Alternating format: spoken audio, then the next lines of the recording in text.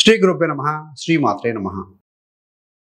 Welcome to VMK astro new order channel. September 2025 మిథున రాశి మాస ఫలాలు ఏ విధంగా ఉండబోతున్నాయో చూద్దామండి. మిథున రాశికి అధిపతి బుధుడు. మిథున రాశిలో మృగశిర 3, 4 పాదాలు, ఆరుద్ర 4 పాదాలు, పునర్వసు 1, 2, 3 పాదాలు, అంటే మొత్తం 9 నక్షత్ర పాదాలు ఉంటాయి. వీరందరికీ కూడా మనం చెప్పుకోబోయేటువంటి యొక్క గోచార మాస ఫలాలు వర్తిస్తాయండి.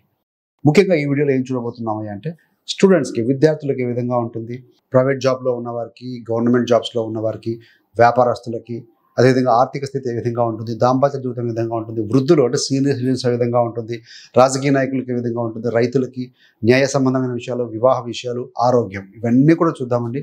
చివరి దాకా చూడగలరు. నచ్చితే లైక్ చేయండి, 10 మంది బంధుమిత్రులకి షేర్ చేయగలరు. మాస ఫలాలు చూడబోయే ముందు ఒకసారి గ్రహస్థితి కనుక పరిశీలిస్తే ఫలితాలు మీకు సులువుగా అర్థమవుతాయండి. మొదటిగా రాశాధిపతి బుధుడు ఈ మాసంలో 2 రాశుల్లో స్థితి పొంది ఉంటారు. 13 సెప్టెంబర్ వరకు కూడా సింహరాశిలో ఉండి 14 సెప్టెంబర్ నుండి తన స్వరాశి బలమైన రాశి అయినటువంటి కన్య రాశిలో స్థితి పొంది ఉంటారు. మరి రవి 3వ అధిపతి కదా, ఆయన 15 వరకు కూడా సింహరాశిలో ఉండి 16వ తారీఖు నుండి కన్యా రాశిలో స్థితి పొందబోతున్నారు. పంచమ వ్యయాధిపతి శుక్రుడు అవుతారు. ఈ యొక్క మిథున రాశి మరియు మిథున లగ్నం వారికి శుక్రుడు మిత్రుడే అవుతారు. ధన కుటుంబ స్థానమైనటువంటి కర్కాటకంలో ఉండి ఆయన మళ్ళీ 14 సెప్టెంబర్ నుంచి సింహరాశిలో వెళ్ళబోతున్నారు. 6 మరియు 11 షష్ఠ లాభాధిపతి ఎవరయ్యారంటే కుజుడు. ఈ కుజుడు 2 రాశుల్లో ఉంటారు. 12 సెప్టెంబర్ వరకు కన్యా రాశిలో స్థితి పొంది 13 సెప్టెంబర్ నుండి ఆయన తుల రాశిలో స్థితి పొంది ఉంటారు. సప్తమ దశమాధిపతి గురుడు. ఈ యొక్క గురుగ్రహం ఈ యొక్క జన్మరాశిలో మిథునంలో ఉంటారండి. ఈ మాసంలో పునర్వసు నక్షత్రం మీద, స్వనక్షత్రం మీద ఉంటారు. గురుడు బలంగా ఉంటారు. మరి అష్టమ నవమాధిపతి శనిశ్చరుడు, శని వక్రీకరించి మీనంలో ఉన్నారు. రాహు 9వ స్థానంలో ఉన్నారు కుంభంలో, కేతువు సింహరాశిలో స్థితి పొంది ఉన్నారు. సో ఇది మొత్తంగా గ్రహస్థితి అండి. మరి విద్యార్థులకు ఏ విధంగా ఉంటుంది అయ్యానంటే ముఖ్యంగా ఏంటంటే రవి బుధుల కలయిక సింహరాశిలోను 3వ స్థానంలోను మరి 4వ స్థానంలో ఉంటుంది. కాబట్టి విద్యలో వేగం ఉంటుంది, ఆసక్తి బాగా కనపరుస్తారు, టెక్నాలజీ మరియు కొత్త కోర్సులు నేర్చుకోవడానికి బాగా సుముఖత చూపుతారు అని చెప్పవచ్చు. ఎవరైనా కనుక మీరు కనుక గురుదశ కానీ, బుధ దశ కానీ, మహాదశల్లో కానీ, అంతదశలో కానీ ఉంటే ఈ మాసంలో మంచి విశేష ఫలితాలు అందుకుంటారు అని చెప్పవచ్చు అండి. మీకు మంచి పేరు వస్తుంది స్టూడెంట్స్కి, no doubt at all. Youth ఎవరైతే ఉన్నారో, విద్యార్థులు ఉన్నారో, కానీ మీరు ఇతరులను మాత్రం దయచేసి అవమానించకుండా ఉండగలగండి ఈ మాసంలో. అలాంటి సింప్టమ్స్ కాస్త ఉన్నాయి. మరి ప్రేమ విషయంలో చూస్తే కుజుడు 13 సెప్టెంబర్ నుంచి 5వ స్థానానికి వస్తున్నాడు. సహజంగా ప్రేమకు కారకుడు ఎవరయ్యారంటే శుక్రుడు. శుక్రుడు ఎవరితో ఉన్నారు? 2వ వారం తర్వాత కేతువుతో. 2వ వారం తర్వాత కుజుడు ఎక్కడ? 5వ స్థానంలో. అంటే ఏమవుతుంది అక్కడ? ప్రేమ ఉంటుంది, కానీ చిన్న చిన్న విభేదాలు వచ్చే అవకాశం ఉంటుంది. కుజుడు ఎమోషన్స్, శుక్రుడు కేతువు ఉండటం వల్ల. కాబట్టి ఏంటంటే సో ఆ పెద్ద గొడవలేమి కాదండి.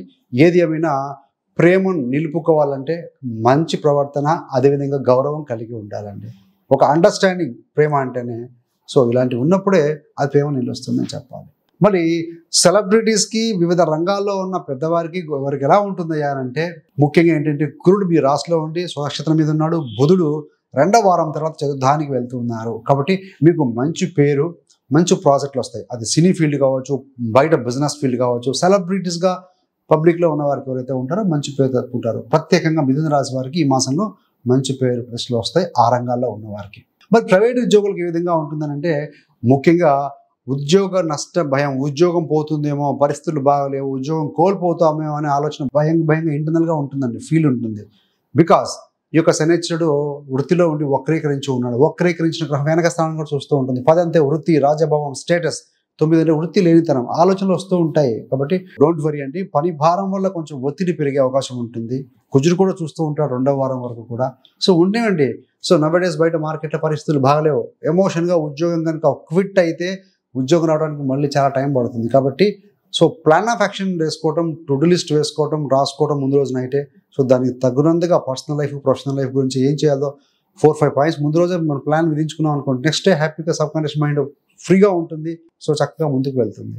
అదేవిధంగా కుజుడు మీకు చతుర్థంలో ఉండి వృత్తి స్థానాన్ని చూస్తూ ఉంటారు. పై వారితో, మీకంటే పై స్థాయిలో ఉన్న వారితోటి వాదన వద్దు అని చెప్పవచ్చు అండి.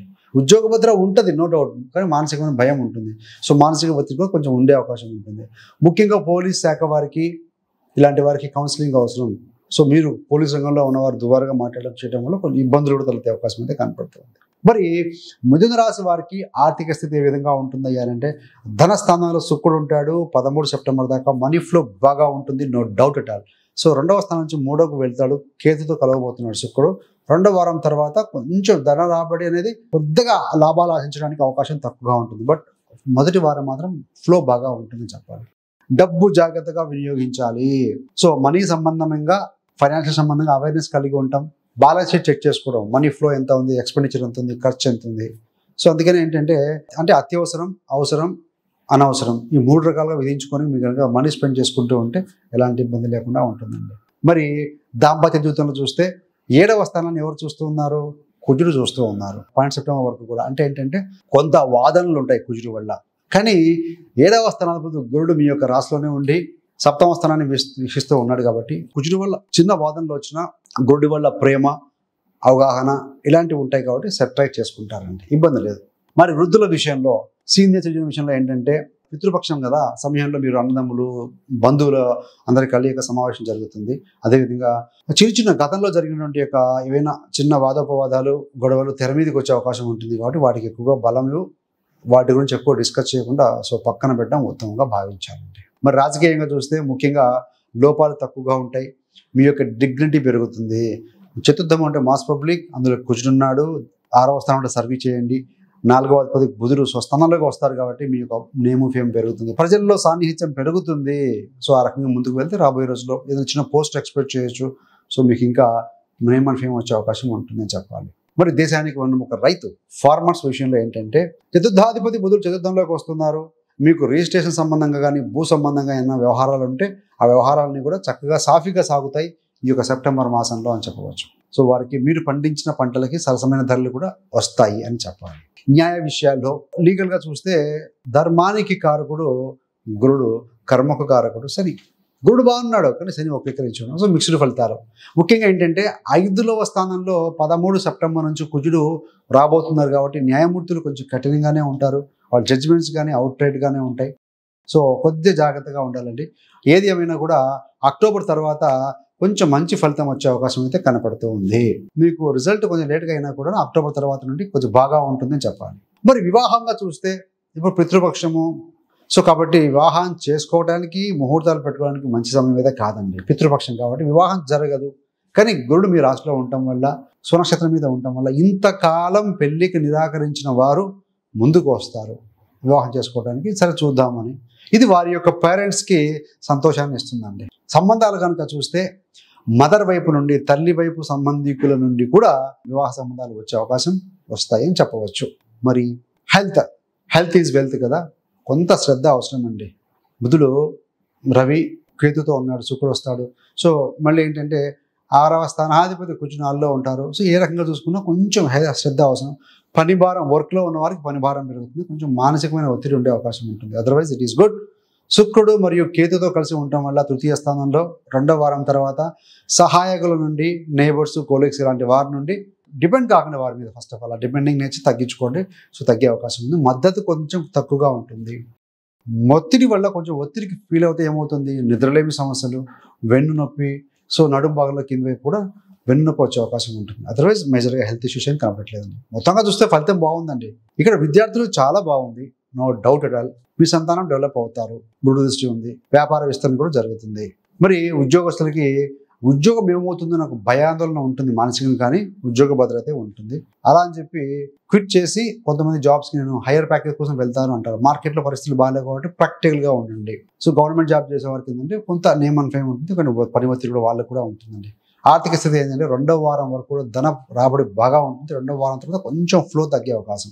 దాంపత్య జీవితంలో కుజుడి వల్ల వాదనలు వచ్చినా గురుడు చూస్తూ ఉన్నారు కాబట్టి అవగాహన కలిగి ప్రేమతో ఉంటారు కాబట్టి సెపరేట్ అవుతాయి.